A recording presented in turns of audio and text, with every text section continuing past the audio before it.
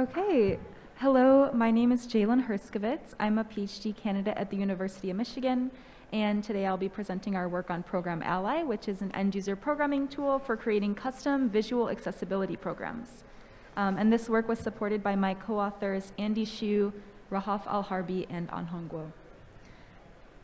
So current AI-based assistive technologies are fairly general purpose. So they're kind of built for common use cases and tend to give general descriptions, even if someone's looking for something specific. So to give an example, let's say a blind person is trying to figure out when their groceries expire. Seeing AI's short text mode will read all the text in frame, and it can be hard for someone to aim the camera and find just the expiration date. It in facts. Usenames per container. 112 cut 100. Mon facts. Is per container. I facts. Ags per container. 120309. Comma. 100% daily value star. 0%. 0%.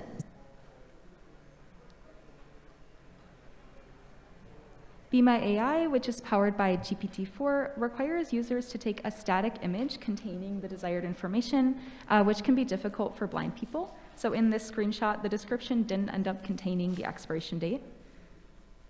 And even once a good photo is taken, specific information is often buried in a longer description. So here, the expiration date is included after 3 paragraphs of text. So ProgramAlly focuses on customizing AI in the domain of visual information filtering, cases where a user is looking for specific information, and these general purpose descriptions might be distracting.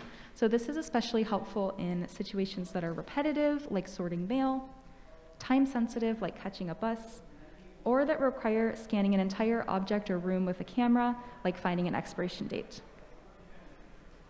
So to address these needs, we built ProgramAlly, which uses end-user programming to create these custom information filters.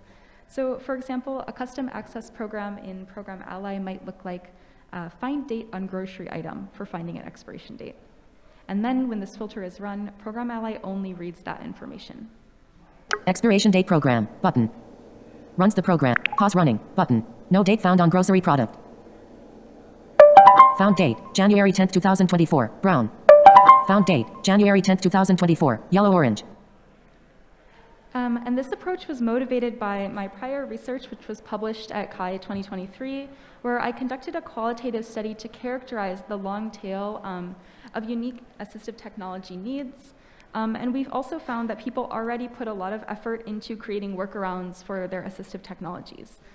So there's this unique opportunity to support people who are domain experts in creating, DIYing, customizing their high-tech assistive software.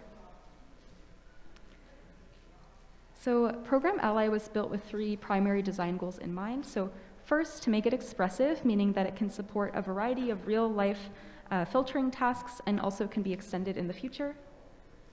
Second, to make it approachable, meaning that it should be understandable and have easy entry points for people who have no programming experience.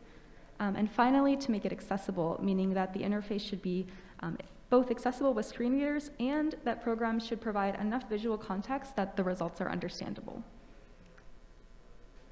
So in order to address this first design goal of expressiveness, we developed a representation of these sorts of filtering programs, which is informed by real-world scenarios from blind people's everyday experiences, which was based on the data that I collected in that previous CHI paper. So programs generally follow this pattern, find A on B, and it includes adjectives that can denote color, location, or size, and targets that can be specific types of text or objects. So some examples are find number on red bus, find largest text on poster, or find address on center of envelope. So ProgramAlly currently uses a set of on-device object and text recognition models to support these different program elements and can be easily extended in the future with new modules and classes. To run filtering programs, ProgramAlly goes through those programs backwards. So for example, in the case of find number on bus, first looking at each frame, ProgramAlly starts at the back, so we look for a bus and then crop the image to contain just that object's bounding box. Next, looking for a number, we find 2, and so in this case, the app reads out found number 525 and 30. So next, in order to address our remaining design goals of approachability and accessibility, ProgramAlly provides a multimodal set of tools for users to create programs using block-based programming, natural language programming, and programming by example. So in block mode, users create programs manually by selecting those program elements from drop-down menus, similar to other mobile block-based programming approaches like shortcuts or if this, then that. In question mode, a natural language request gets converted to a program, which can then be edited, saved, or reused as needed. Ask a question here, ellipsis. Text field. Text field is editing. Ask a question here.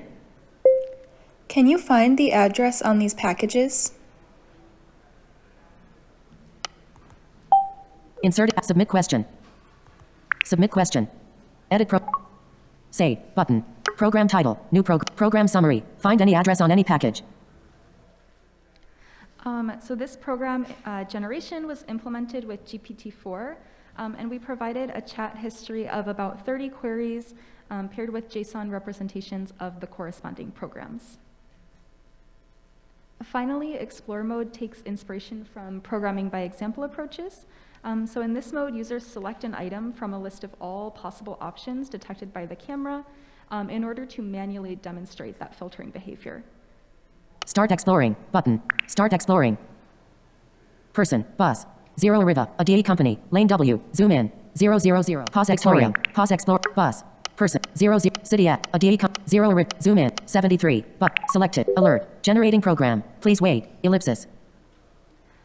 So then to generate the program, our server uses this keyframe to generate a tree representation of the scene. The selected item is then used to choose a branch from that tree. And finally, the items in the branch then become the items in the program. Example image, delete program, save program, save program title, new program, program summary, find any number on red bus.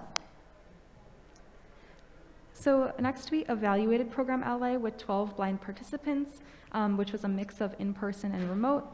We asked them to create new programs with prompts and also to test existing programs that we provided. So participants appreciated the ability to filter for desired information and could see advantages to ProgramAlly's filters over other assistive applications for certain tasks.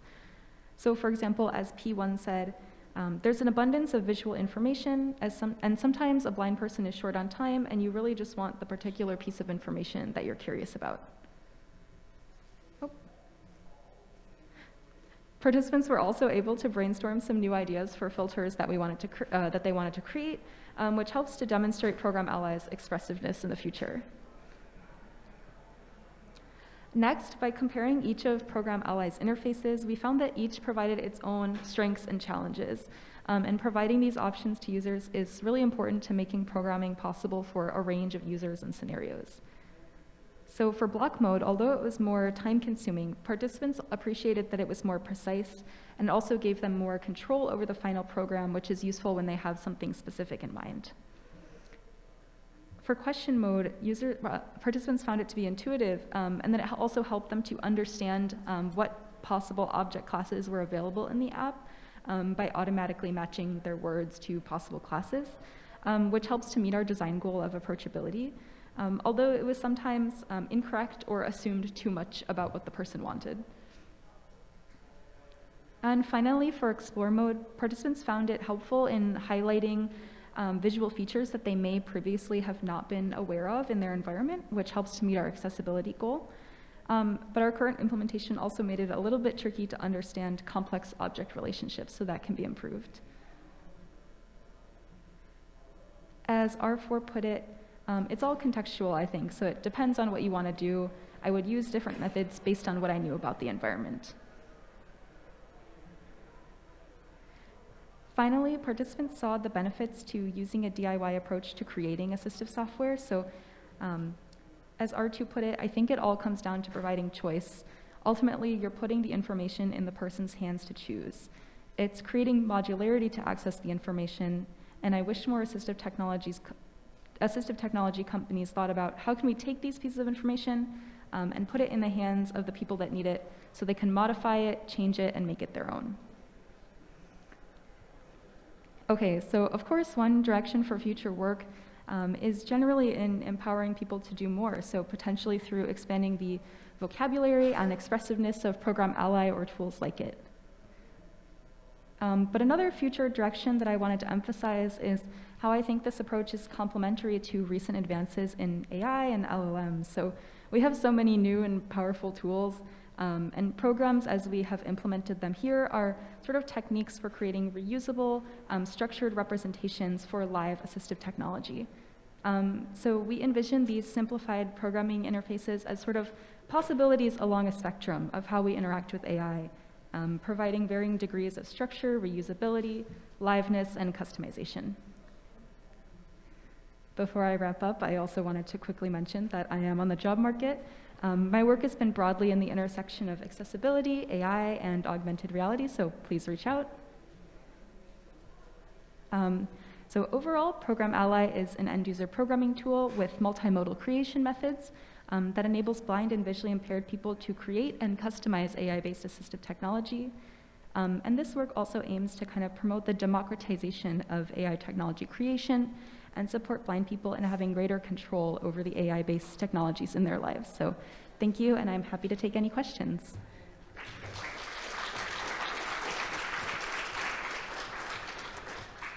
All right, and if you have any questions and you can't access the mics, please raise your hand and we'll bring a mic to you. We'll start with the first person in the queue.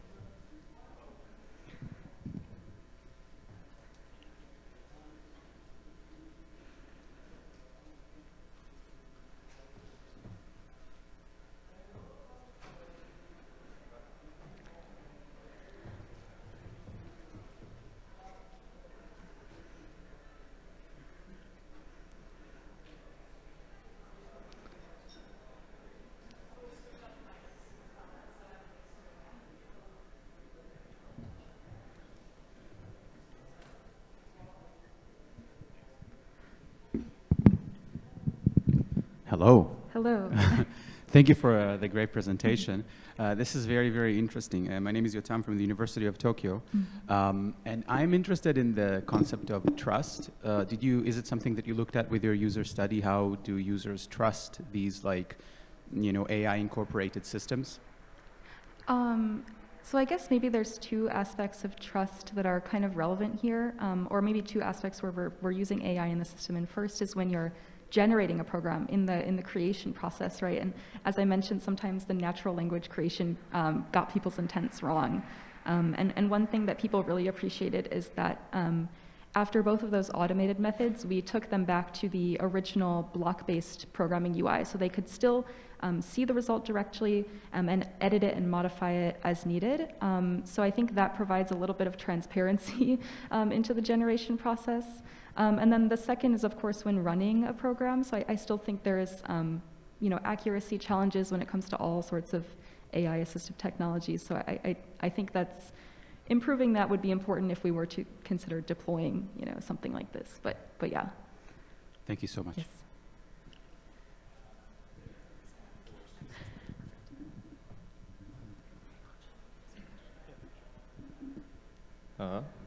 Hello, this is Gene Kim from Stanford. This is super duper cool work. I love this paper. I read through it. And I'm a blind person, so I think, for whatever that's worth. I have two questions here. I think the choice for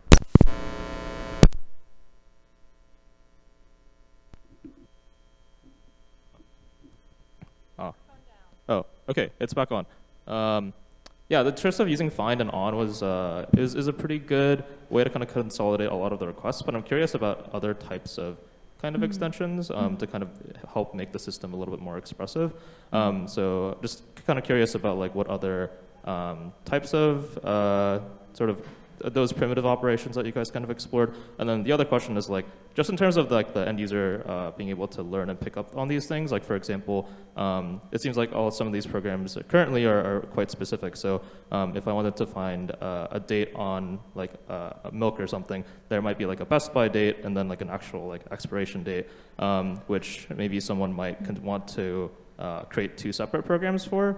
And I guess you could have an or statement there, but I'm just curious about in programming we always talk about abstractions to make things a little bit easier. So I'm just kind of curious if you could say a little bit more about how these folks kind of approach programming and kind of maybe be making some of those abstractions, or how you guys might support that, and kind of, especially for folks, who obviously don't have as much coding experience. Yeah, for sure. No, those are great questions. First of all, I'm happy to hear that you like the work. I think the answers are kind of related. So to your first point about like what other program operators might be useful, multiple people mentioned, like, rather than having on or containment as the only operator, to also have things that are maybe a little bit fuzzier, like proximity or after or next to.